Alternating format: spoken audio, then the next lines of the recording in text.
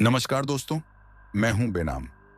जब उत्तर प्रदेश के छोटे से गांव शिवनगर टोला में पंचायत का आयोजन हुआ, तब यह गांव, जिसका नाम सुनने में शांति और खुशहाली का आभास देता था, असल में रात के अंधेरे में डर और रहस्य का गढ़ बन चुका था।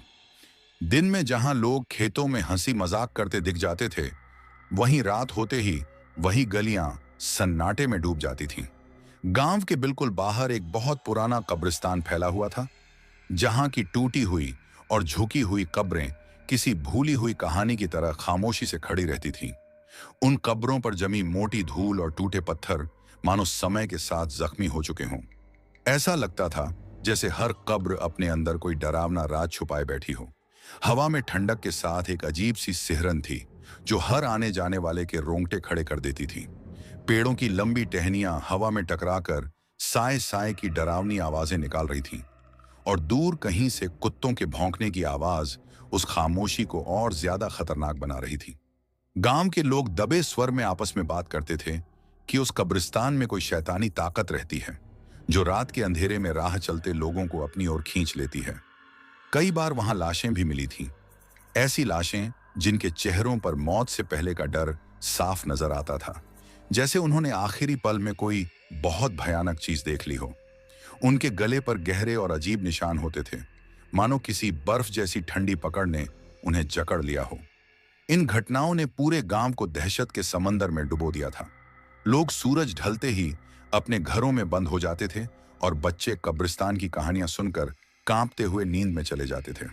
पंचायत गांव के पुराने पीपल के पेड़ के नीचे बुलाई गई थी, जिसकी मोटी जड़ें जमीन से बाहर निकली हुई थीं, जैसे वे भी उस डरावनी सच्चाई की गवाही दे रही हों। हवा में ठंड थी और धुंध इतनी घनी थी कि कुछ कदम आगे की चीजें भी साफ दिखाई नहीं दे रही थीं। पीपल के पत्ते हवा में सरसराते हुए ऐसे लग रहे थे मानो कोई अदृश्य साया कानों में कुछ कह रहा हो। पंचायत में गांव के लोग डर और अनिश्चितता के साथ इकट्ठा हुए थे। उनके चेहरों पर चिंता साफ दिख रही थी, और उनकी नजरें बार बार कब्रिस्तान की दिशा में चली जाती थीं, जैसे वहां से कोई भीषण चीज अभी बाहर निकल आएगी। गांव का मुखिया हरदेव सिंह, एक मजबूत कद काठी वाला आदमी, जिसके चेहरे पर उम्र और जिम्मेदारियों की लकीरें साफ दिखाई देती थीं, पंचायत के बीच खड़ा था। उसकी भारी आवाज सन्नाटे को तोड़ती हुई गूंज उठी। यह सिलसिला अब और नहीं चल सकता। कब्रिस्तान में जो कुछ भी हो रहा है, उसे रोकना ही होगा। हमें एक चौकीदार चाहिए जो रात के उस डरावने अंधेरे में वहां निगरानी करे, उस अनजाने खतरे का सामना करे और हमारे गांव को इस डर से बाहर निकाले। उसकी बात सुनते ही पंचायत में खामोशी फैल गई। लोग एक दूसरे की तरफ देखने लगे, लेकिन कोई भी आगे बढ़ने की हिम्मत नहीं कर पा रहा था। उनके चेहरों पर डर की परछाइयां साफ नजर आ रही थीं। कुछ लोग सिर झुकाकर बैठे रहे, जैसे उनके शब्द डर के मारे गले में अटक गए हों। कुछ लोगों ने बहाने बनाना शुरू कर दिया। किसी ने कहा, मेरे बच्चे छोटे हैं, मैं कैसे जाऊं। किसी ने कहा, मेरी तबीयत ठीक नहीं रहती, रात को वहां जाना मेरे बस की बात नहीं। तभी एक बहुत बूढ़ा आदमी, जिसके कांपते हाथों में एक घिसी हुई लाठी थी, धीमी आवाज में बोला, मुखिया जी, वह जगह शापित है। जो वहां जाता है वह सही सलामत वापस नहीं आता। वहां कुछ ऐसा है जो इंसानी समझ से बाहर है। उसकी बात सुनकर कुछ लोग और ज्यादा सहम गए, और कई लोगों ने चुपचाप सिर हिला दिया। हवा में ठंड और बढ़ गई थी, और धुंध इतनी गहरी हो चुकी थी कि पीपल का पेड़ भी आधा अधूरा दिखाई दे रहा था। दूर से कुत्तों का भौंकना अब और तेज हो गया था, जैसे वे किसी अनजानी मौजूदगी को महसूस कर रहे हों। मुखिया हरदेव सिंह ने गुस्से में भौहें सिकोड़ लीं और तेज आवाज में कहा, क्या इस गांव में कोई हिम्मत वाला आदमी नहीं बचा? क्या हम सब डर के सहारे ही जिंदगी काटते रहेंगे? अगर कोई आगे नहीं आया तो यह दहशत हमें धीरे धीरे खत्म कर देगी। उसकी आवाज में गुस्सा था, लेकिन कहीं ना कहीं एक हल्का सा डर भी छुपा हुआ था, जैसे वह भी उस कब्रिस्तान की सच्चाई को जानता हो। पंचायत में बैठे लोग फिर भी चुप रहे। कोई भी आगे बढ़ने की हिम्मत नहीं कर पा रहा था। तभी पंचायत के एक कोने में पुरानी फटी हुई चादर पर बैठा एक आदमी धीरे से खड़ा हुआ। उसका नाम था सुखराम, जिसे गांव वाले प्यार और मजाक में सुक्खू कहकर बुलाते थे। उसका नाम उसके स्वभाव से बिल्कुल उल्टा था, क्योंकि उसकी जिंदगी में सुख बहुत कम था। उसकी धोती जगह जगह से फटी हुई थी और हवा में हल्के से फड़फड़ा रही थी। उसका चेहरा गरीबी और मेहनत की कहानी खुद ही बयान कर रहा था। माथे पर पसीने की बूंदें थीं और आंखों में लाचारी की गहरी छाया। लेकिन उन्हीं आंखों में अपने परिवार के लिए कुछ कर गुजरने की जिद भी चमक रही थी। उसकी आवाज पहले थोड़ी कांपी, लेकिन फिर धीरे धीरे मजबूत हो गई। मुखिया जी, ये काम मैं करूंगा। उसकी बात सुनते ही पंचायत में सन्नाटा और गहरा हो गया। लोग हैरानी और अविश्वास से उसकी तरफ देखने लगे। सुक्खू, जो खुद 2 वक्त की रोटी के लिए रोज जूझता था, उस खतरनाक कब्रिस्तान में रात बिताने को तैयार हो गया था, जहां दिन में भी कोई जाना नहीं चाहता था। मुखिया ने उसे ध्यान से देखा, जैसे उसकी हिम्मत को परख रहा हो। उसकी आंखों में अब अविश्वास के साथ थोड़ा सा सम्मान भी दिखने लगा था। उसने गहरी आवाज में पूछा, सुखराम, तुझे अपनी जान की परवाह नहीं है? सुखराम ने सिर उठाया और कहा, जान से ज्यादा कीमती मेरे बच्चों की भूख है मुखिया जी। मेरी पत्नी किरण और मेरे 2 छोटे बच्चे हर रात आधा पेट सोते हैं। अगर मेरी जान देकर भी उनके लिए पेट भर खाना मिल जाए तो मैं इस डर से लड़ने को तैयार हूं। उसकी बात सुनकर पंचायत में बैठे कई लोगों की आंखें झुक गईं। कुछ ने उसके हौसले की तारीफ की, लेकिन उनके दिल में डर अब भी मौजूद था। पंचायत के कोने में बैठी एक बुजुर्ग औरत, जिसे लोग धनिया दादी कहते थे, धीरे से बोली, बेचारा सुखराम, वह नहीं जानता कि उस कब्रिस्तान में क्या उसका इंतजार कर रहा है। वहां कुछ ऐसा है जो इंसानों के लिए नहीं बना। उसकी आवाज में दर्द भी था और चेतावनी भी, जैसे वह सुखराम को उस अंधेरे रास्ते पर जाने से रोकना चाहती हो। लेकिन सुखराम ने उसकी बात अनसुनी कर दी। उसका चेहरा सख्त था और आंखों में अपने परिवार के लिए कुर्बानी देने का पक्का इरादा था। मुखिया हरदेव सिंह ने गहरी सांस ली और भारी मन से कहा, ठीक है सुखराम, यह जिम्मेदारी अब तुम्हारी है, लेकिन सावधान रहना। वह कब्रिस्तान सिर्फ कब्रों का मैदान नहीं है। वहां कुछ ऐसा है जो इंसानी समझ से बाहर है। उस जगह की हवा में मौत की आहट बसी हुई है। सुखराम ने चुपचाप सिर हिला दिया और जमीन की ओर देखने लगा। उसका दिल तेज तेज धड़क रहा था, लेकिन उसने अपने डर को अंदर ही दबा लिया। वह जानता था कि यह काम सिर्फ उसकी हिम्मत की परीक्षा नहीं है, बल्कि उसके परिवार की जिंदगी से जुड़ा हुआ है। पंचायत खत्म हुई और लोग अपने अपने घरों की तरफ लौटने लगे, लेकिन सबके मन में एक ही सवाल घूम रहा था, क्या सुखराम उस कब्रिस्तान की खौफनाक रातों से बच पाएगा? यह फैसला सिर्फ सुखराम की किस्मत बदलने वाला नहीं था, बल्कि उस डरावने रहस्य से पर्दा उठाने की शुरुआत भी था, जिसने पूरे शिवनगर टोला को अपने साए में जकड़ रखा था। सुखराम, जिसे गांव वाले सुक्खू कहते थे, उस ठंडी और धुंध भरी रात अपने कांपते कदमों के साथ कब्रिस्तान की ओर बढ़ चला। पंचायत में हुई बातें उसके कानों में अब भी गूंज रही थीं, और हर कदम के साथ उसका दिल और तेज धड़क रहा था। और उसकी आंखों के सामने उसकी पत्नी किरण और उसके 2 छोटे बच्चों के भूखे चेहरे बार बार उभर रहे थे। ठंडी हवा में उसकी फटी हुई धोती फड़फड़ा रही थी और कंधे पर डाली पुरानी चादर बस नाम भर की ढाल बनी हुई थी, जो मुश्किल से उसे ठंड से बचा पा रही थी। उसके हाथ में एक जर्जर सी लालटेन थी, जिसकी पीली रोशनी घनी धुंध में बस कुछ ही कदम आगे तक पहुंच पा रही थी। दूसरे हाथ में वह एक मोटी लकड़ी की लाठी थामे हुए था, जो उसे थोड़ी हिम्मत तो दे रही थी, लेकिन उसके मन में यह बात साफ थी कि अगर कोई अनजाना खतरा सामने आया तो यह लाठी शायद किसी काम की नहीं होगी।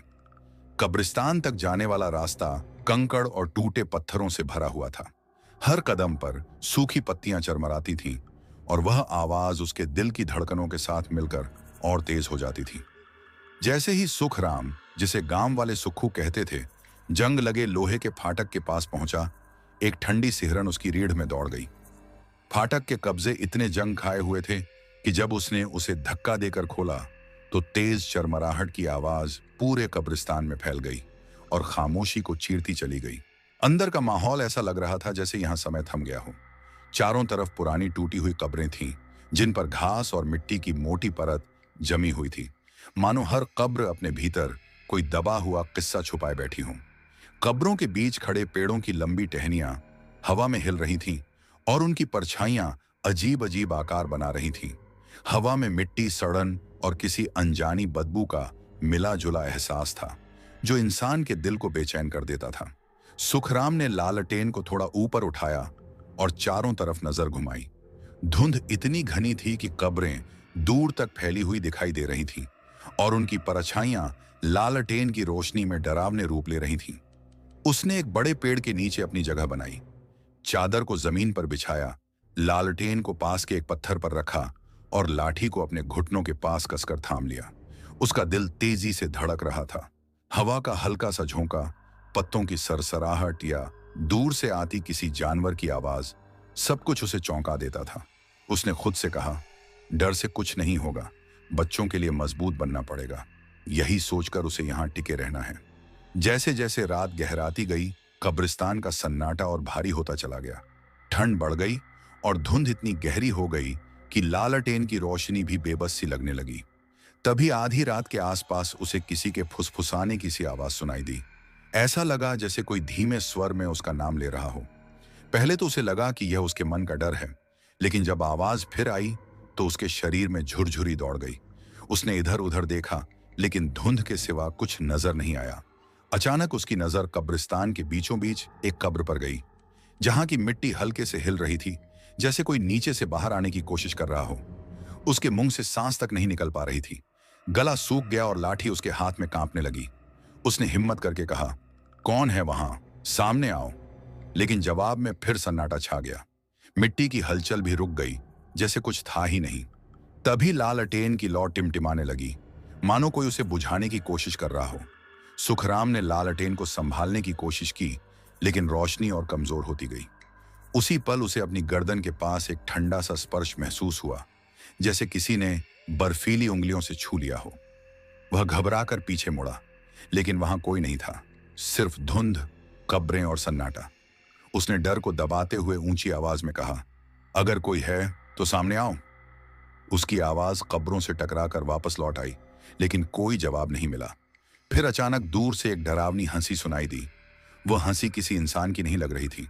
वह कब्रों के बीच से उठी और धीरे धीरे धुंध में घुलती चली गई। सुखराम की सांसें तेज हो गईं। उसने लाठी को और कसकर पकड़ लिया और लालटेन को अपने सामने कर लिया, जैसे वहीं उसकी आखिरी ढाल हो। किसी तरह वह पूरी रात वहीं बैठा रहा। जब सुबह की पहली हल्की रोशनी कब्रिस्तान में फैली, तब जाकर धुंध थोड़ी कम हुई और सन्नाटा टूटा। उसका चेहरा पसीने से भीगा हुआ था और आंखों में डर के साथ एक जिद भी साफ दिख रही थी। उसे समझ आ गया था कि यह तो बस शुरुआत थी, असली खतरा अभी बाकी है। सुबह होते ही सुखराम कब्रिस्तान से बाहर निकलकर गांव की तरफ चल पड़ा। उसके कदम भारी थे और शरीर थकान से टूट रहा था, लेकिन मन में अपने परिवार के लिए खड़े रहने की जिद अब भी जिंदा थी। गांव की गलियों से गुजरते हुए वह पंचायत के चौक की ओर पहुंचा, जहां लोग रोज की तरह आपस में बातें कर रहे थे। जैसे ही लोग उसे जिंदा देखकर चौंके, कई नजरें उसी पर टिक गईं। किसी के चेहरे पर हैरानी थी, किसी पर राहत और किसी पर अब भी शक। एक आदमी ने आधे मजाक और आधे डर के साथ कहा, अरे सुक्खू, तू जिंदा लौट आया।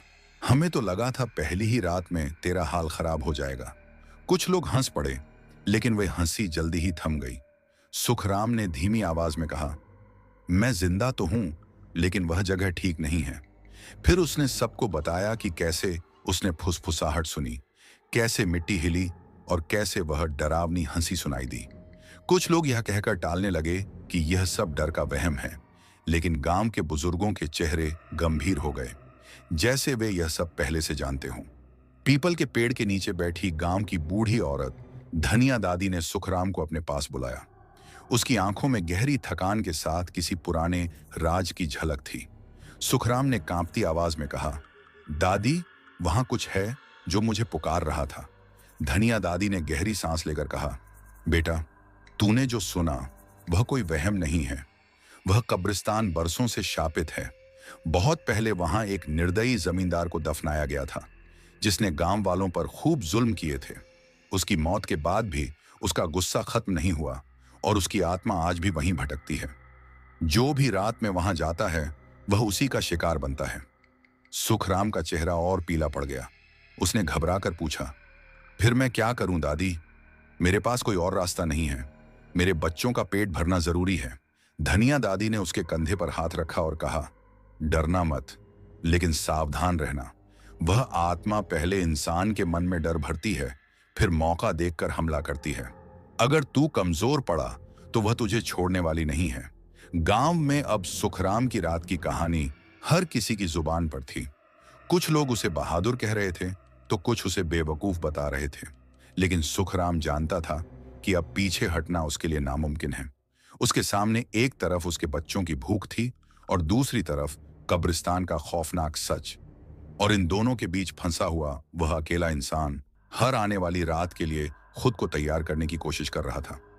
सुखराम, जिसे गांव वाले सुक्खू कहते थे, तूने जो आवाजें सुनी और जो साया देखा, वह उसी शापित आत्मा की पुकार थी। वह तुझे परख रही है और तेरे डर को सूंघ रही है। अगर तू बार बार वहां गया तो वह तुझे अपने जाल में फंसा लेगी। यही बात अब गांव में आग की तरह फैल चुकी थी। गलियों में तरह तरह की बातें होने लगी थीं। कोई कहता था कि वह आत्मा अब सिर्फ सुखराम को नहीं, बल्कि पूरे शिवनगर टोला को अपना शिकार बनाएगी। कुछ लोग यह भी कह रहे थे कि कब्रिस्तान पर कोई पुराना श्राप है जो अब कमजोर पड़ रहा है और उसी वजह से वह आत्मा और ताकतवर होती जा रही है। इन अफवाहों ने सुखराम के मन को और बेचैन कर दिया। उसका दिल कह रहा था कि वह यह काम छोड़ दे और कब्रिस्तान की चौकीदारी से हाथ खींच ले। लेकिन जैसे ही उसकी आंखों के सामने उसकी पत्नी किरण और दोनों बच्चों के भूखे चेहरे आते, उसका मन फिर मजबूत हो जाता। उसी शाम जब सूरज ढलने लगा और आसमान पर लालिमा फैल गई, सुखराम अपनी झोपड़ी में बैठकर अपनी लालटेन और लाठी को फिर से ठीक करने लगा। उसने किरण से धीरे से कहा, मैं आज फिर जाऊंगा, बच्चों के लिए मुझे यह करना ही होगा। किरण की आंखों में आंसू भर आए। उसने उसका हाथ थामकर कहा, सावधान रहना, मैंने सुना है कि वह आत्मा किसी को नहीं छोड़ती। सुखराम ने सिर हिला दिया, लेकिन उसके भीतर डर और अनिश्चितता का तूफान चल रहा था।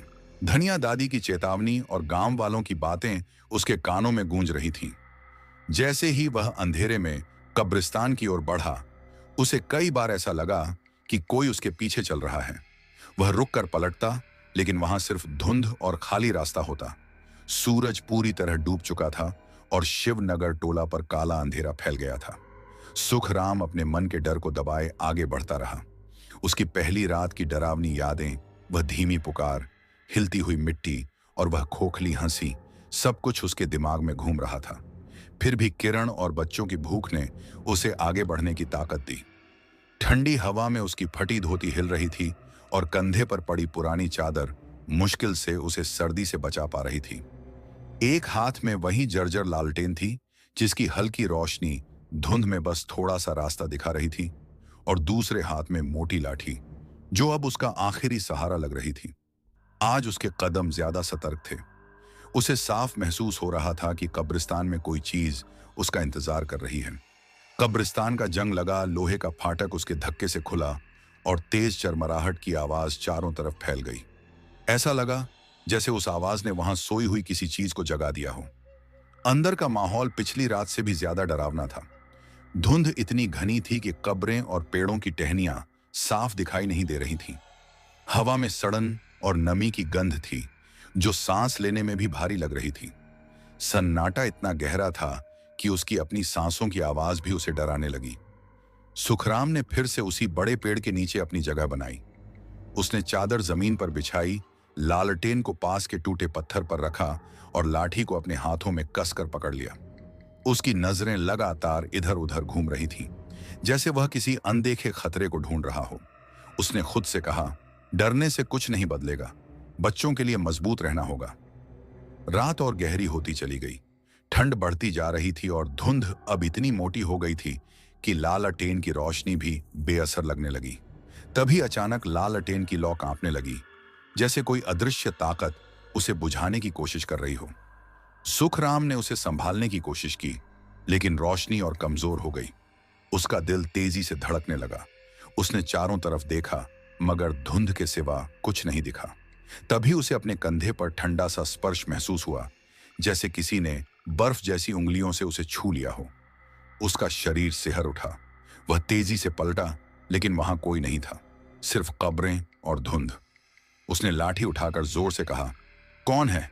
सामने आओ। उसकी आवाज लौटकर उसी तक आ गई, मगर कोई जवाब नहीं मिला। अचानक कब्रिस्तान के एक कोने में धुंध के बीच एक आकृति उभरने लगी। वह इंसान जैसी दिख रही थी, लेकिन उसका चेहरा साफ नहीं था। जहां आंखें होनी चाहिए थीं, वहां सिर्फ गहरी काली खाली जगह थी जो सीधे सुखराम को घूर रही थी।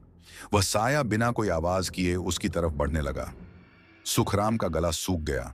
उसने लालटेन उसोर की लेकिन रोशनी और कमजोर पड़ गई।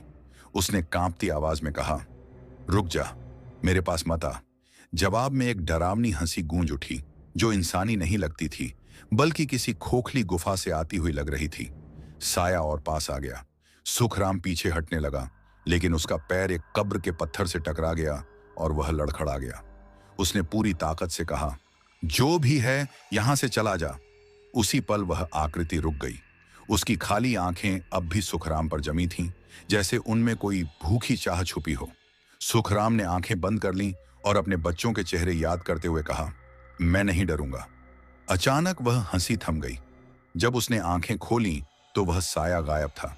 चारों तरफ सिर्फ धुंध और सन्नाटा रह गया था, लेकिन उस हंसी की गूंज अब भी उसके कानों में अटकी हुई थी, जैसे कोई चेतावनी दे रही हो कि यह सब अभी खत्म नहीं हुआ है।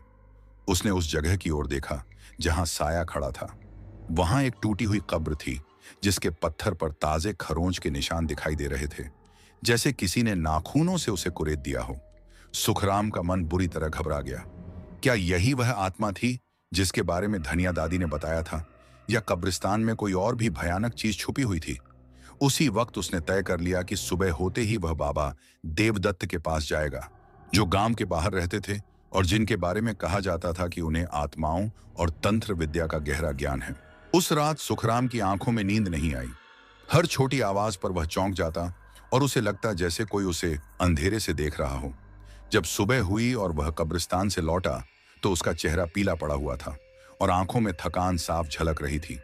उसने किरण से कुछ नहीं कहा, लेकिन उसकी खामोशी ने उसे और ज्यादा परेशान कर दिया। सुखराम समझ चुका था कि अब वह उस शापित आत्मा के बहुत करीब पहुंच चुका है, और यह दूसरी रात उसके लिए सिर्फ चेतावनी नहीं बल्कि चुनौती थी। दूसरी रात के बाद उसके मन में गहरा डर बैठ गया था। वह धुंधला साया, खाली आंखों की घूरती नजर और वह खोखली हंसी, सब कुछ उसे बार बार याद आ रहा था। धनिया दादी की बातें अब उसके कानों में हथौड़े की तरह बज रही थीं। फिर भी किरण और बच्चों के भूखे चेहरे उसे तीसरी रात का सामना करने की ताकत दे रहे थे। वह जानता था कि अब यह सिर्फ हिम्मत की बात नहीं रही, बल्कि वह किसी ऐसी चीज से टकरा रहा था जो इंसानी दुनिया से बहुत दूर थी। सूरज ढलने से पहले वह गांव के बाहरी हिस्से में रहने वाले बाबा देवदत्त के पास पहुंचा। बाबा की छोटी सी कुटिया जंगल के किनारे एक पुराने पीपल के नीचे थी, और वहां धूप और अगरबत्ती की मिली-जुली गंध फैली हुई थी। बाबा का चेहरा झुर्रियों से भरा था और उनकी आंखों में अजीब सी गहराई थी, जैसे वे बहुत कुछ देख चुके हों। सुखराम ने कांपती आवाज में दोनों रातों की सारी बातें उन्हें बता दी। वह फुसफुसाहट, हिलती मिट्टी, वह साया और खरोंच के निशान। उसने डरते हुए कहा, बाबा, मुझे लगता है कि वह मुझे मार डालेगी। बाबा देवदत्त ने गहरी सांस ली और गंभीर आवाज में कहा, बेटा, तू जिस शक्ति से टकरा रहा है वह उसी जमींदार की आत्मा है जिसने जिंदा रहते हुए भी लोगों को चैन से नहीं जीने दिया, और अब मरकर भी चैन से नहीं बैठी है। वह पूरी तरह मरी नहीं है और पूरी तरह जिंदा भी नहीं, इसलिए उसकी ताकत दिन ब दिन बढ़ रही है और वह किसी नए शिकार की तलाश में है। बाबा ने झोले में हाथ डालकर एक छोटा सा काला धागा निकाला, जिसमें एक पुराना ताबीज लटक रहा था। ताबीज से हल्की सी जड़ी बूटियों जैसी गंध आ रही थी और उसकी धातु ठंडी होते हुए भी किसी अजीब सी ऊर्जा से भरी हुई लग रही थी। बाबा हरदेव सिंह ने गंभीर आवाज में कहा, यह ताबीज बहुत पुराने मंत्रों से सिद्ध किया गया है। इसे गले में पहन ले, यह कालिया की आत्मा से तुझे बचाएगा। लेकिन याद रखना सुखराम, यह ताबीज तभी असर करेगा जब तेरे मन में डर नहीं होगा। अगर तू डर गया तो कालिया इसकी शक्ति को कमजोर कर देगी। सुखराम ने कांपते हुए हाथों से ताबीज लिया और उसे अपने गले में डाल लिया। जैसे ही ताबीज उसकी छाती से लगा, उसके पूरे शरीर में एक अजीब सी गर्माहट फैल गई, जैसे कोई अदृश्य ताकत उसके अंदर उतर रही हो। बाबा ने उसे कुछ मंत्र सिखाए और कहा, जब भी तुझे डर लगे ताबीज को छूकर इन मंत्रों को दोहराना। लेकिन सावधान रहना, कालिया बहुत चालाक है, वह तुझे डराने के लिए हर तरह का खेल खेलेगी। सुखराम ने सिर हिलाकर हामी भरी, लेकिन उसका मन अभी भी बेचैन था। उसके दिल में बार बार यही सवाल उठ रहा था कि क्या यह ताबीज सच में उसे बचा पाएगा, या यह भी सिर्फ एक और दिलासा भर है। उस रात सुखराम तीसरी बार कब्रिस्तान की ओर बढ़ा। उसकी फटी हुई धोती ठंडी हवा में फड़फड़ा रही थी और हाथ में पकड़ी लालटेन की हल्की रोशनी धुंध के बीच रास्ता दिखा रही थी। ताबीज उसकी छाती पर भारी लग रहा था, लेकिन उसकी गर्माहट उसे हिम्मत भी दे रही थी। जैसे ही उसने कब्रिस्तान का लोहे का फाटक खोला, वही डरावनी चरमराहट गूंजी, जो अब उसके लिए किसी भयानक चेतावनी जैसी बन चुकी थी। अंदर का माहौल पहले से कहीं ज्यादा डरावना लग रहा था। हवा में सड़न की तेज गंध थी और ठंड इतनी थी कि उसकी हड्डियां तक कांपने लगीं। बरगद की लंबी टहनियां हवा में हिलते हुए ऐसे आवाज कर रही थीं, जैसे कोई धीमी आवाज में कुछ कह रहा हो। सुखराम ने एक पत्थर के पास अपनी जगह बनाई, लालटेन को पास रखा, लाठी को हाथ की पहुंच में रखा और ताबीज को छूकर मंत्र पढ़ना शुरू कर दिया। उसकी आवाज सन्नाटे में गूंज रही थी और हर शब्द के साथ उसका डर थोड़ा थोड़ा कम होता जा रहा था। रात और गहरी होती चली गई। धुंध इतनी घनी हो चुकी थी कि कब्रें साफ दिखाई भी नहीं दे रही थीं। सुखराम की नजरें लगातार चारों ओर घूम रही थीं और उसका हाथ हर वक्त ताबीज पर टिका हुआ था। तभी आधी रात के करीब हवा में एक अजीब सी हलचल हुई। लालटेन की लौ हिलने लगी और ठंडी हवा का एक झोंका उसके चेहरे से टकराया। उसने मंत्र और तेज पढ़ने शुरू कर दिए। तभी उसे वही फुसफुसाती हुई आवाज फिर सुनाई दी, सुखराम, तू मेरा है। इस बार आवाज इतनी साफ और पास थी कि उसे लगा कोई उसके ठीक पीछे खड़ा है। उसने झटके से पीछे मुड़कर देखा, लेकिन वहां सिर्फ घनी धुंध फैली हुई थी। उसका दिल जोर जोर से धड़क रहा था, लेकिन उसने ताबीज को और कसकर पकड़ लिया और मंत्र पढ़ता रहा। अचानक कब्रिस्तान के कोने में हल्की सी चमक दिखाई दी। सुखराम ने लालटेन उठाकर उस ओर देखा। वही कब्र जहां पिछली रात उसे अजीब निशान दिखे थे, वहां अब एक धुंधली सी आकृति खड़ी थी। ये कोई परछाई नहीं थी, बल्कि एक आधा सड़ा हुआ शरीर था। उसके कपड़े फटे हुए थे और चेहरा इतना डरावना था कि सुखराम की सांसें अटक गईं। उसकी आंखें खाली थीं, लेकिन उनमें एक खौफनाक चमक थी, जैसे वे सीधे सुखराम की आत्मा को देख रही हों। सुखराम ने घबराकर चिल्लाया, तू जो भी है, मुझे छूने की कोशिश मत कर। उसने ताबीज को ऊपर उठाया और मंत्रों की रफ्तार और बढ़ा दी। वह आकृति धीरे धीरे उसकी ओर बढ़ने लगी। हर कदम के साथ मिट्टी हिल रही थी और हवा में सड़न की गंध और तेज हो गई थी। सुखराम का पूरा शरीर कांप रहा था, लेकिन वह रुका नहीं। ताबीज अब पहले से ज्यादा गर्म हो चुका था, जैसे उसके अंदर कोई शक्ति पूरी तरह जाग चुकी हो। अचानक वह आकृति रुक गई और एक भयानक हंसी हंसी, लेकिन उस हंसी में अब कमजोरी भी साफ झलक रही थी। सुखराम ने मंत्र और तेज कर दिया और ताबीज को अपनी छाती से लगा लिया।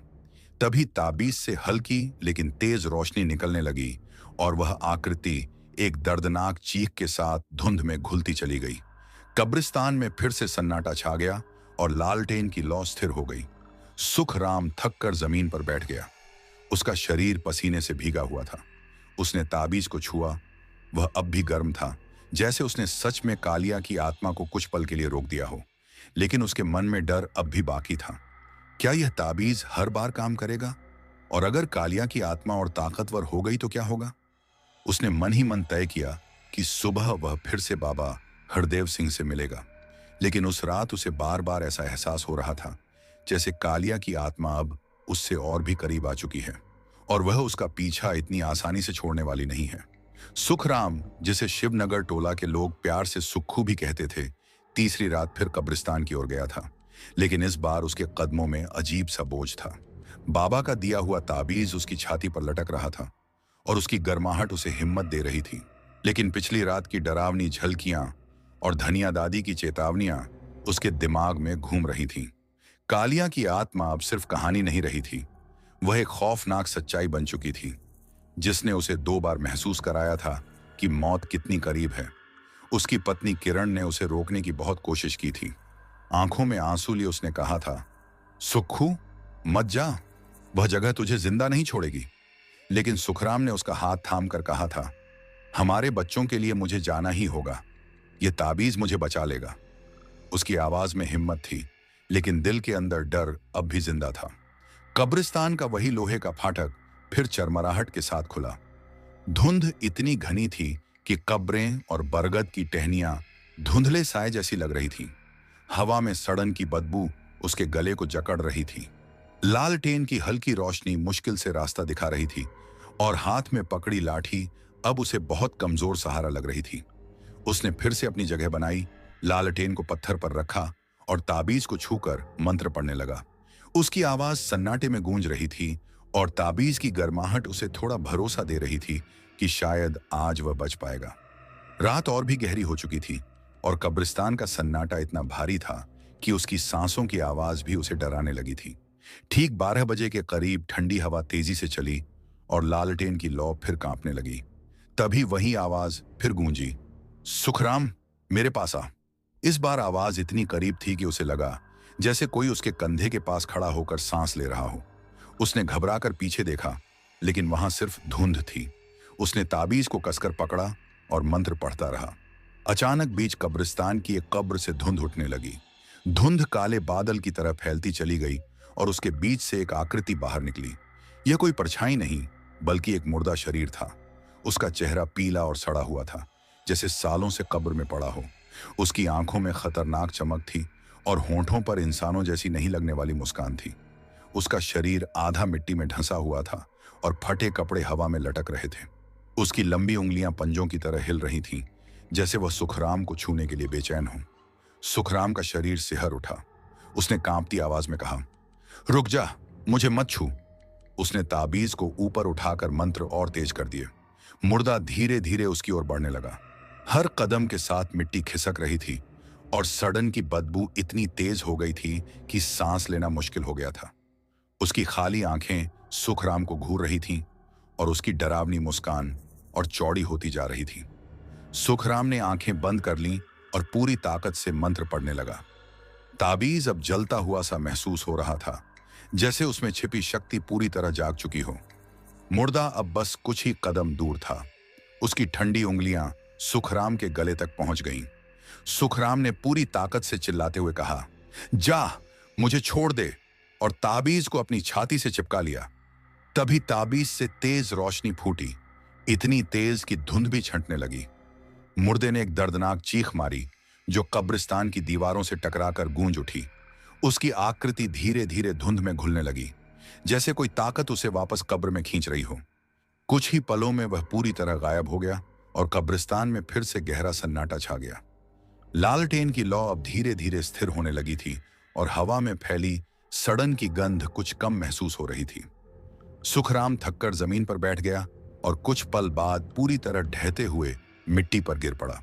उसका शरीर पसीने से भीगा हुआ था और सांसें बहुत तेज चल रही थीं। उसने कांपते हाथों से ताबीज को छुआ।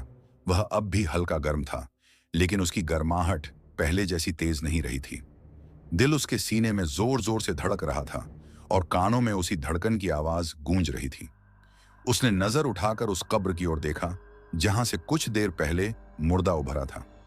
अब वहां सिर्फ बिखरी हुई मिट्टी दिखाई दे रही थी, लेकिन उस मिट्टी पर गहरे खरोंच के निशान साफ नजर आ रहे थे, जैसे किसी ने नुकीले पंजों से जमीन को उधेड़ दिया हो।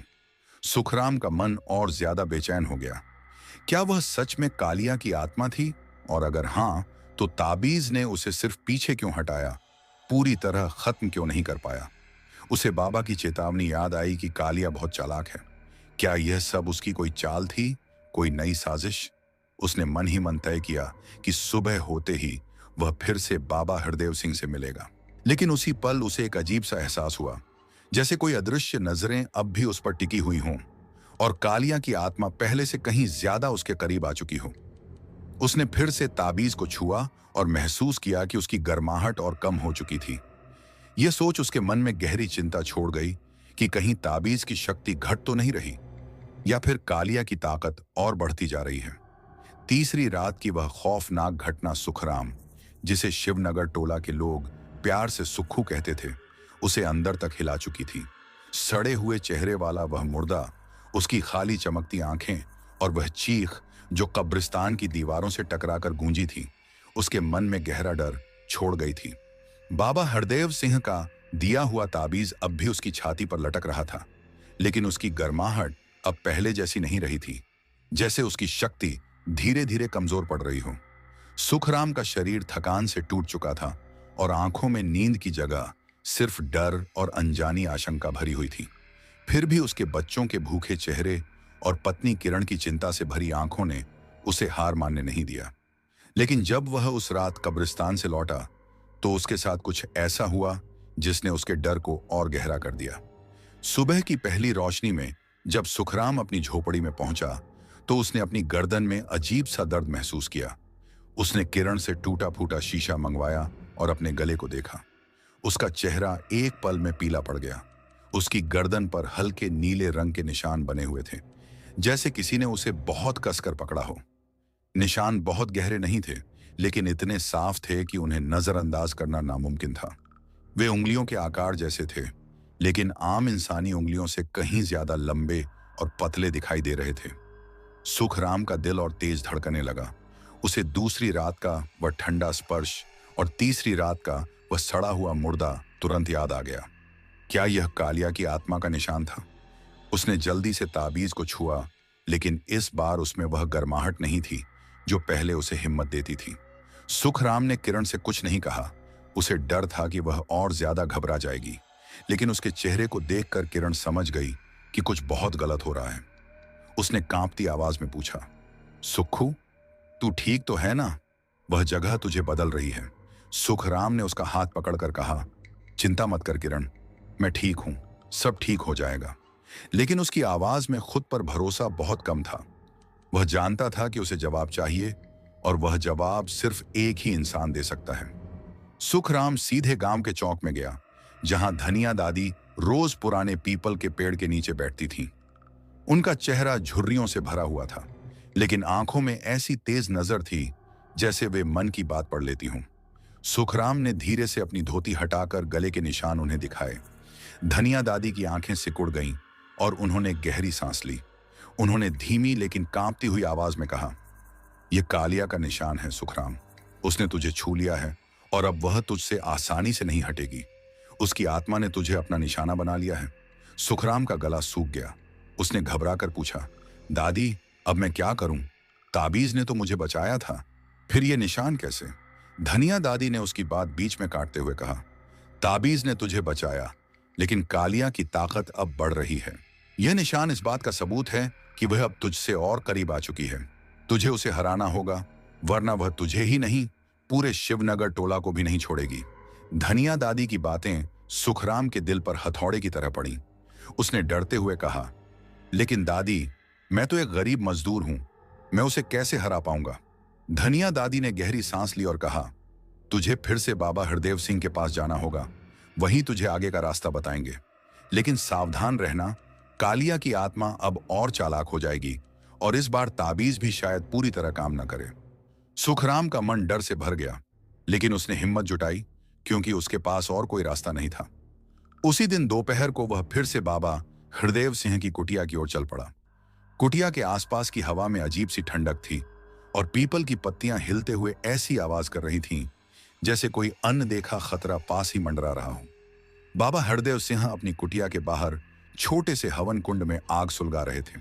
जब सुखराम ने उन्हें अपने गले के निशान दिखाए तो बाबा का चेहरा और ज्यादा गंभीर हो गया। उन्होंने भारी आवाज में कहा, यह अच्छा संकेत नहीं है सुखराम। कालिया की आत्मा ने तुझ पर अपना दावा कर दिया है। यह निशान बताता है कि वह अब तुझ में अपनी शक्ति डालने की कोशिश कर रही है। ताबीज ने तुझे बचाया, लेकिन उसकी शक्ति सीमित है। बाबा कुछ पल चुप रहे, फिर बोले, और एक बात और है, इस आत्मा को किसी ने जानबूझकर बुलाया है। यह निशान सिर्फ कालिया की मौजूदगी नहीं, बल्कि किसी और की साजिश का भी सबूत है। सुखराम के रोंगटे खड़े हो गए। उसने कांपती आवाज में पूछा, लेकिन बाबा, ऐसा कौन करेगा? बाबा ने आंखें सिकोड़ी और कहा, यह अभी साफ नहीं है, लेकिन कोई ऐसा है जो कालिया की आत्मा को आजाद करना चाहता है। तुझे अब हर कदम बहुत सोच समझ कर रखना होगा। बाबा ने उसे एक नया मंत्र सिखाया जो पहले से कहीं ज्यादा कठिन और लंबा था। उन्होंने सख्त लहजे में कहा, इसे हर रात पढ़ना और कब्रिस्तान में जो भी अजीब चीज दिखे उस पर ध्यान रखना, क्योंकि कालिया की आत्मा अब तुझ पर पूरी ताकत से वार करेगी। सुखराम ने मंत्र याद किए और ताबीज को फिर से छुआ, लेकिन उसकी गर्माहट अब और कम हो चुकी थी, जिससे उसका मन और घबरा गया। गांव लौटते समय उसे हर कदम पर लग रहा था कि कोई उसका पीछा कर रहा है। वह कई बार पीछे मुड़कर देखता रहा, लेकिन हर बार उसे सिर्फ धुंध ही दिखाई देती रही। गांव में अब उसकी चर्चा हर तरफ होने लगी थी। कुछ लोग उसे बहादुर कह रहे थे तो कुछ उसे शापित मानने लगे थे। एक बुजुर्ग ने दबे स्वर में कहा कि सुखराम अब कालिया का निशाना बन चुका है और वह ज्यादा दिन जिंदा नहीं रहेगा। सुखराम ने इन बातों को अनसुना करने की कोशिश की, लेकिन उसके मन में एक ही सवाल बार बार उठ रहा था कि क्या वह सच में कालिया की आत्मा को रोक पाएगा, या यह उसकी आखिरी लड़ाई होने वाली है। उस रात जब सुखराम फिर से कब्रिस्तान की ओर बढ़ा, तो उसने ताबीज को कसकर पकड़ रखा था और बाबा के सिखाए नए मंत्र दोहराता जा रहा था। लेकिन उसके दिल में एक डर लगातार पल रहा था कि गले पर बने ये निशान शायद इस बात का संकेत हैं कि कालिया की आत्मा अब उसका पीछा कभी नहीं छोड़ेगी। और अगर कोई और भी इस आत्मा को बुला रहा है, तो वह कौन है और उसका मकसद क्या है। सुखराम का दिल तेजी से धड़क रहा था और उसे ऐसा लग रहा था जैसे कब्रिस्तान का सन्नाटा पहले से ही उसका इंतजार कर रहा हो। सुखराम, जिसे कभी लोग बेफिक्र और सीधा साधा इंसान मानते थे, अब कालिया की आत्मा के खौफनाक साए में पूरी तरह घिर चुका था। तीसरी रात का वह मुर्दा, उसके गले पर बने नीले निशान और बाबा हरदेव सिंह की चेतावनी कि कोई और भी इस आत्मा को जानबूझकर बुला रहा है, यह सब उसके मन में तूफान की तरह घूम रहा था। जो ताबीज कभी उसे हिम्मत देता था, अब उसकी छाती पर ठंडा और भारी महसूस हो रहा था, जैसे उसकी शक्ति धीरे धीरे खत्म होती जा रही हो। उसका चेहरा थकान और डर से पीला पड़ चुका था, लेकिन बच्चों और पत्नी किरण के लिए उसकी जिद उसे हर हाल में कब्रिस्तान की ओर खींच रही थी। धनिया दादी के शब्द कि वह तुझसे नहीं हटेगी और बाबा की चेतावनी कि कोई और इस आत्मा को बुला रहा है, उसके कानों में लगातार गूंज रहे थे। सुखराम समझ चुका था कि कब्रिस्तान में कुछ ऐसा छिपा है जो सिर्फ कालिया की आत्मा से भी ज्यादा खतरनाक है।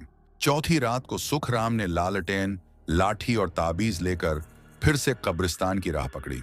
उसका दिल बहुत तेज धड़क रहा था और हर कदम के साथ उसे महसूस हो रहा था कि कोई ना कोई उसके पीछे चल रहा है। उसने कई बार मुड़कर देखा, लेकिन हर बार उसे सिर्फ वही घनी धुंध दिखाई दी जो गांव और कब्रिस्तान के बीच रहस्यमय दीवार की तरह फैली हुई थी। कब्रिस्तान का जंग लगा फाटक चरमराहट के साथ खुला और उसकी आवाज ने सन्नाटे को चीर दिया। अंदर का माहौल पहले से भी ज्यादा भारी लग रहा था। हवा में सड़न की बदबू थी और बरगद की टहनियां हिलते हुए ऐसे शोर कर रही थीं जैसे कोई अनदेखी ताकत पत्तों के बीच से फुसफुसा रही हो। सुखराम ने अपनी जगह बनाई, लालटेन को टूटे पत्थर पर रखा और ताबीज को छूकर बाबा के सिखाए नए मंत्र पढ़ना शुरू कर दिए। उसकी आवाज सन्नाटे में गूंज रही थी, लेकिन इस बार हर शब्द के साथ उसका डर और गहराता जा रहा था। रात और गहरी होती चली गई। धुंध इतनी घनी हो चुकी थी कि कब्रें मुश्किल से नजर आ रही थीं और लालटेन की रोशनी भी बस कुछ ही कदम आगे तक पहुंच पा रही थी। सुखराम की नजरें लगातार इधर उधर घूम रही थीं और उसका हाथ ताबीज को कसकर पकड़े हुए था। तभी कब्रिस्तान के ठीक बीचों बीच, जहां उसने तीसरी रात मुर्दे को उभरते देखा था, उसे कुछ अजीब नजर आया। एक बहुत पुरानी कब्र जिसका पत्थर आधा टूटा हुआ था, उस पर कुछ नए और उभरे हुए निशान दिखाई दे रहे थे। ये निशान साधारण खरोंच जैसे नहीं थे, वे ऐसे लग रहे थे जैसे किसी पुराने जमाने के मंत्र पत्थर पर उकेरे गए हों। लेकिन कई जगह वे आधे मिटे हुए थे, जैसे किसी ने जानबूझकर उन्हें खुरच दिया हो। सुखराम ने लालटेन को और पास लाकर देखा। उसकी हल्की पीली रोशनी में वे निशान हल्के हल्के चमक रहे थे, मानो उनमें कोई छुपी हुई शक्ति कैद हो। सुखराम का दिल तेजी से धड़कने लगा। उसने अपने गले में लटके ताबीज को कसकर पकड़ लिया और मन ही मन मंत्र दोहराने लगा। उसे बाबा रामदास की कही बात याद आ गई कि कालिया की आत्मा को किसी ने बुलाया है। क्या ये निशान उसी साजिश का हिस्सा थे? वह कब्र के पास घुटनों के बल बैठ गया और पत्थर को छूकर देखा।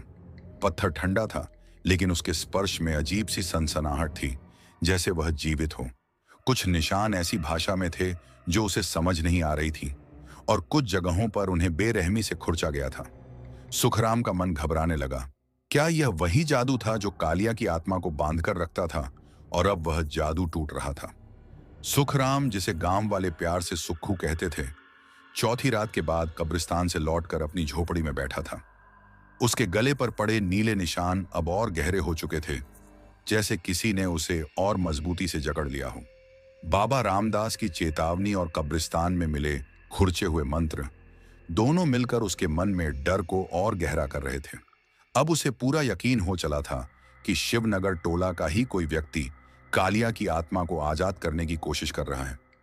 लेकिन वह कौन था और ऐसा क्यों कर रहा था? यही सवाल उसे चैन से बैठने नहीं दे रहा था। ताबीज अब पहले जैसा असर नहीं दिखा रहा था। वह ठंडा और बेकार सा लगने लगा था। सुखराम ने अपनी पत्नी किरण को इन बातों के बारे में कुछ नहीं बताया, लेकिन उसकी खामोशी किरण को अंदर ही अंदर डरा रही थी। किरण ने रोते हुए कहा कि अब उस जगह मत जाओ, लेकिन सुखराम ने उसका हाथ पकड़कर कहा कि उसके पास और कोई रास्ता नहीं है। बच्चों का पेट भरना भी जरूरी है। अगली सुबह जब सुखराम गांव के चौक में पहुंचा तो वहां पहले से काफी लोग जमा थे। धनिया दादी पुराने पीपल के पेड़ के नीचे बैठी थी और उनकी नजर सीधे सुखराम पर टिक गई।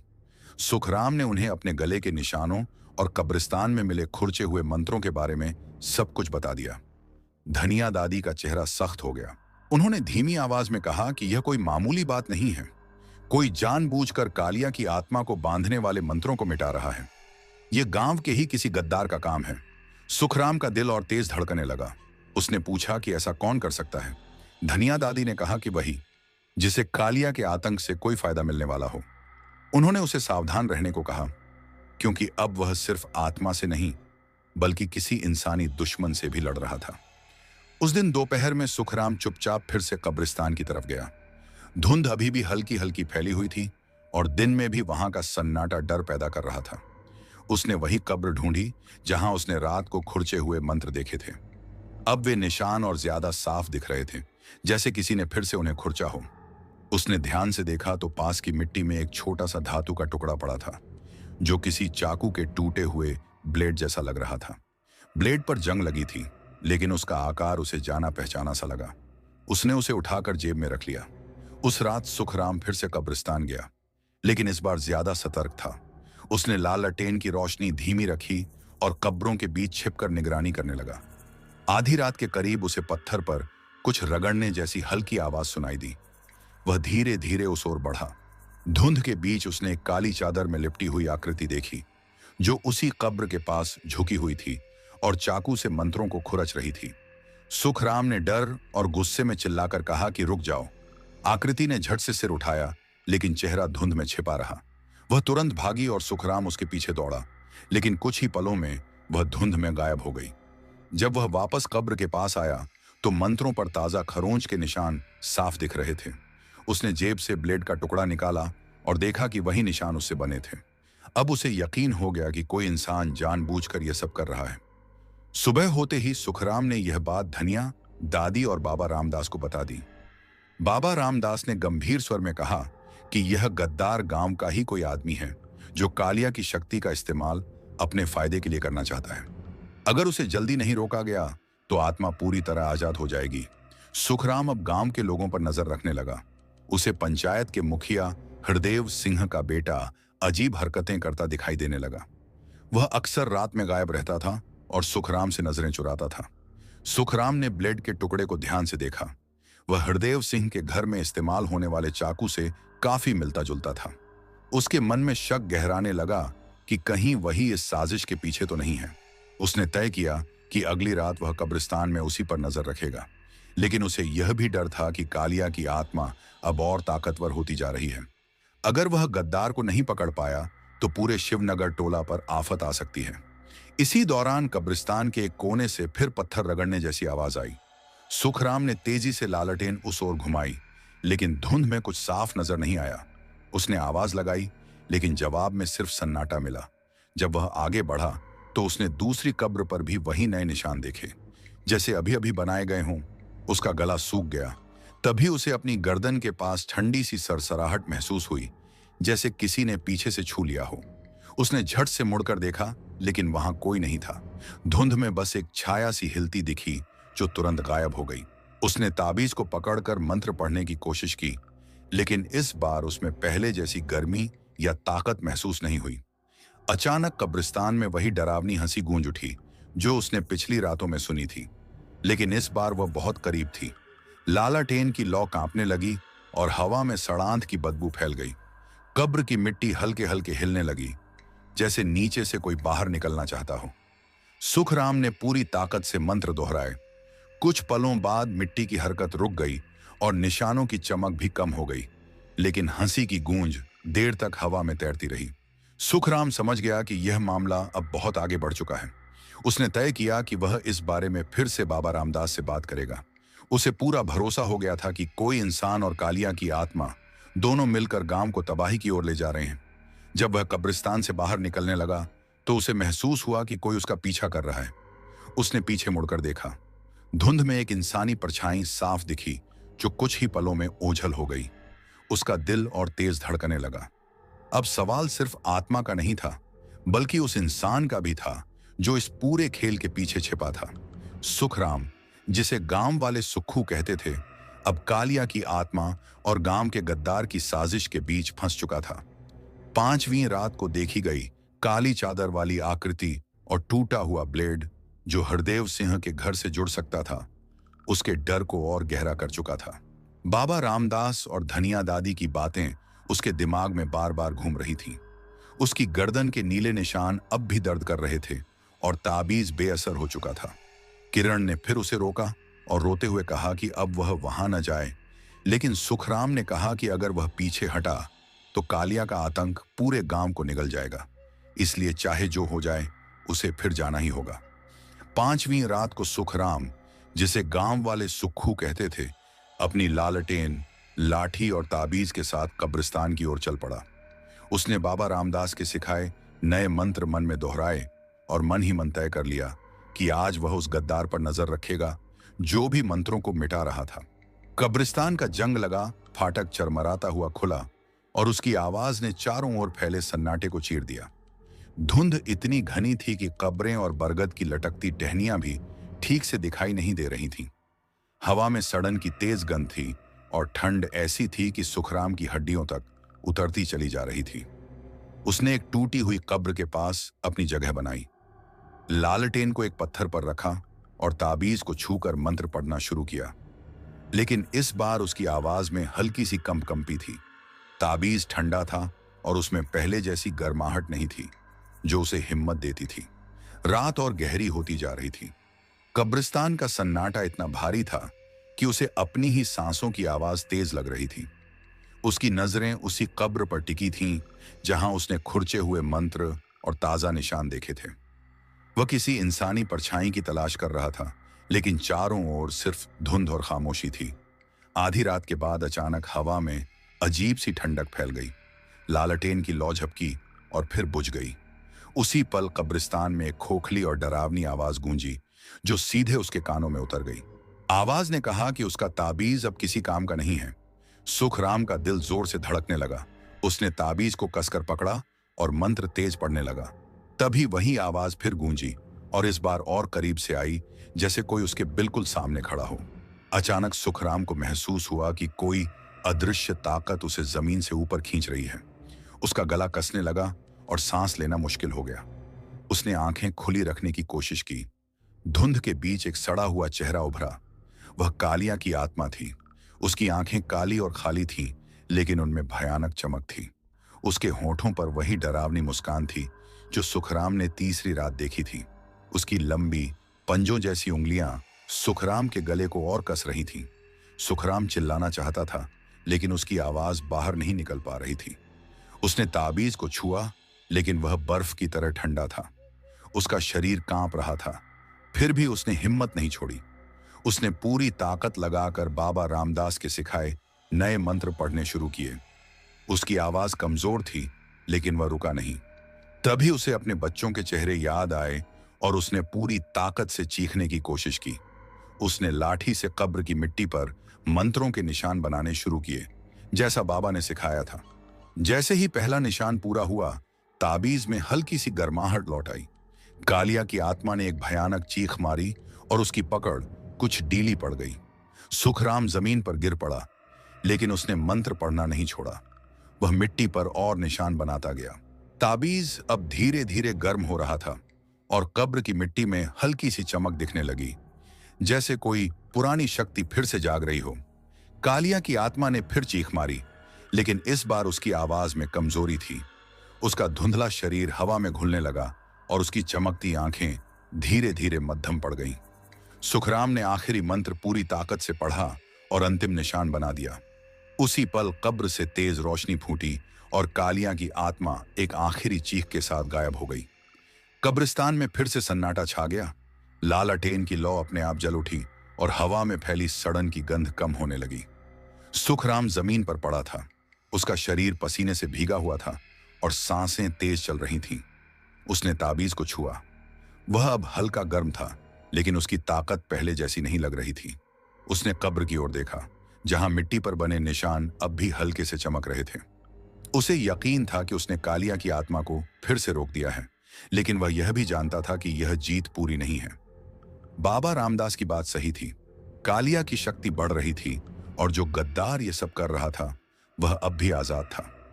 सुखराम ने तय किया कि सुबह वह गांव वालों को सब कुछ बताएगा और बाबा से और मदद मांगेगा। लेकिन उसके मन में एक अजीब सा डर भी था। उसे लग रहा था कि कालिया की आत्मा अब उससे और करीब हो चुकी है और अगली बार वह और ताकतवर होकर आएगी। क्या वह उसका सामना कर पाएगा या यह उसकी आखिरी लड़ाई होगी? 5वीं रात का यह हमला सुखराम के लिए अब तक का सबसे भयावह अनुभव था। कालिया की चीख, उसकी बर्फ जैसी पकड़ और मिट्टी पर चमकते मंत्रों ने उसे यह एहसास दिला दिया था कि वह ऐसी जंग लड़ रहा है जो इंसानी ताकत से कहीं बड़ी थी। ताबीज ने उसे बचा लिया था, लेकिन उसकी गर्माहट अब कम होती जा रही थी, जैसे उसकी शक्ति भी धीरे धीरे खत्म हो रही हो। उसके गले पर पड़े नीले निशान अब भी दर्द कर रहे थे। उसे बाबा रामदास की चेतावनी याद आ रही थी कि कालिया की आत्मा को कोई जानबूझकर बुला रहा है। अब उसका शक पक्का यकीन बन चुका था। वह जान गया था कि अगर उसे कालिया को हमेशा के लिए रोकना है, तो पहले उस इंसान को पकड़ना होगा जो गांव में रहकर यह साजिश रच रहा है। सुबह होते ही सुखराम अपनी झोपड़ी से निकला और सीधे धनिया दादी के पास पहुंचा। उसने उन्हें कब्रिस्तान में देखी गई काली चादर वाली आकृति और चाकू के टूटे हुए ब्लेड के बारे में बताया, जो हरदेव सिंह के बेटे से जुड़ा हो सकता था। धनिया दादी की आंखें सख्त हो गईं। उन्होंने कहा कि वह सही रास्ते पर है, लेकिन उसे बहुत सावधान रहना होगा, क्योंकि यह गद्दार कोई साधारण आदमी नहीं है और वह कालिया की ताकत का लालच रखता है। सुखराम ने पूछा कि अगर वही दोषी है तो उसे कैसे पकड़ा जाए। धनिया दादी ने कहा कि उसे सबूतों के साथ पकड़ना होगा, वरना वह पलटकर सुखराम को ही खत्म करने की कोशिश करेगा। इसके बाद सुखराम बाबा रामदास से मिलने गया। बाबा ने ब्लेड का टुकड़ा देखा और गंभीर हो गए। उन्होंने कहा कि यह चाकू पुराना है, लेकिन इसका इस्तेमाल हाल में हुआ है। उन्होंने सुखराम को एक छोटा सा काला पत्थर दिया, जिस पर पुराने मंत्र खुदे हुए थे, और कहा कि इसे जेब में रखना, यह उसे सच्चाई के करीब ले जाएगा। सुखराम ने तय किया कि वह हरदेव सिंह के बेटे पर नजर रखेगा। दोपहर में वह चुपके से उसके घर के पास पहुंचा। वह बाहर खड़ा कुछ लोगों से बात कर रहा था और बार बार इधर उधर देख रहा था, जैसे कोई राज छिपा रहा हो। तभी सुखराम ने देखा कि उसने एक काली चादर उठाकर कमर में खोस ली। सुखराम का दिल तेजी से धड़कने लगा। यह वही चादर थी जो उसने कब्रिस्तान में देखी थी। उसने जेब में रखे काले पत्थर को छुआ और उसे ठंडी सी सनसनाहट महसूस हुई, जैसे पत्थर उसे इशारा कर रहा हो। उस रात सुखराम ने पंचायत बुलाने का फैसला किया। पंचायत के चौक में हरदेव सिंह, धनिया दादी और बाबा रामदास के सामने उसने ब्लेड का टुकड़ा रखा और पूरी कहानी सुना दी। कब्रिस्तान के मंत्र, काली चादर वाली आकृति और अपने शक के बारे में उसने सब कुछ बताया। गांव में खलबली मच गई। हरदेव सिंह गुस्से से भर गए और बोले कि वह उनके बेटे पर झूठा इल्जाम लगा रहा है। लेकिन सुखराम ने हिम्मत से कहा कि बेटे को बुलाया जाए और सच सामने लाया जाए। जब उसका बेटा आया तो उसका चेहरा पीला पड़ गया था और नजरें झुकी हुई थीं। सुखराम ने ब्लेड दिखाकर पूछा कि क्या यह उसी का है। उसने मना किया, लेकिन उसकी आवाज कांप रही थी। तभी सुखराम ने बाबा का दिया हुआ काला पत्थर उसके सामने रखा। पत्थर हल्का सा चमकने लगा और उसका चेहरा और सफेद पड़ गया। धनिया दादी ने कहा कि यह पत्थर झूठ नहीं बोलता और सच सामने आ जाएगा। कुछ देर बाद वह टूट गया और उसने कबूल कर लिया कि उसी ने मंत्रों को मिटाया था। उसने बताया कि वह कब्रिस्तान की जमीन एक बाहरी सेठ को बेचना चाहता था और डर फैलाने के लिए उसने कालिया की आत्मा को आजाद करने की कोशिश की। उसने एक पुरानी किताब से यह तरीका सीखा था। गांव वालों में गुस्सा फैल गया। पंचायत ने उसे सजा देने का फैसला किया, लेकिन सुखराम का मन अब भी बेचैन था। बाबा रामदास ने कहा कि गद्दार तो पकड़ा गया, लेकिन मंत्र मिट चुके हैं और कालिया की आत्मा अब पूरी तरह आजाद हो चुकी है। अब आखिरी सामना करना ही होगा। सुखराम समझ गया कि अगली रात उसका सबसे बड़ा इम्तिहान होने वाला है। उसने बाबा के दिए मंत्र याद किए और फिर से कब्रिस्तान की ओर चल पड़ा। उसकी पत्नी किरण ने उसे रोकने की कोशिश की और रोते हुए कहा कि वह वापस नहीं आएगा। सुखराम ने उसका हाथ पकड़कर कहा कि वह यह लड़ाई अपने बच्चों और पूरे गांव के लिए लड़ रहा है।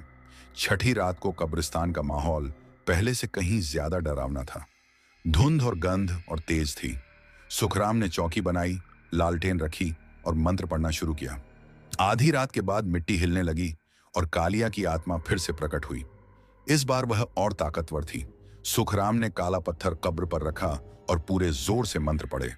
पत्थर तेज रोशनी से चमकने लगा। कालिया की आत्मा चीखती रही, लेकिन सुखराम रुका नहीं। आखिरी मंत्र के साथ कब्र से तेज रोशनी फूटी और आत्मा मिट्टी में समा गई। कब्रिस्तान शांत हो गया। सुबह गांव लौटा तो लोगों ने राहत की सांस ली।